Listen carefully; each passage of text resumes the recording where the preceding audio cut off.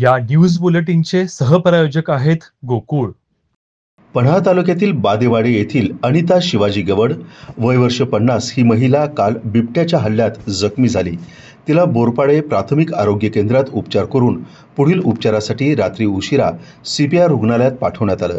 याबाबत मिळालेली माहिती अशी: अनिता गवड या आपले पती शिवाजी गवड यांच्यासोबत मोटरसायकलवरून बांबवडे येथे दवाखान्यामध्ये गेल्या होत्या. सायंकाळी 7च्या सुमारास तेथून गावी बादेवाडीकडे येत असताना केकतवाडी गावाजवळ अचानक बिबट्यानं गाडीवर झडप घातली. त्यात अनिता यांच्या पायावर बिबट्याचा पंजा लागून त्या जखमी झाल्या. अचानक झालेल्या बिबट्याच्या हल्ल्यामुळे दोघांनी देखील घाबरून दंगा केला व तेथून ते घरी आले.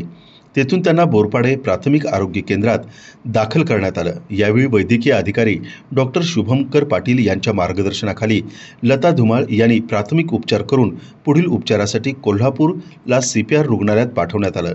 या परिसरात बिबट्याचा वावर व पाळीव प्राण्यांवर बिबटे हल्ले करत होता, पण आता माणसांवर देखील होणारे हल्ले ही बाब अतिशय चिंताजनक असून परिसरातील नागरिकांच्या मध्ये भीतीचं वातावरण निर्माण झालंय. सध्या भात काढणीची सुगी सुरू असून परिसरातील शेतकरी हे दिवसा व रात्री देखील शेताशिवारात राबताना दिसत आहे. त्यामुळं वन विभागानं काहीतरी उपाययोजना करावी अशी मागणी नागरिकांच्या मधून होत आहे.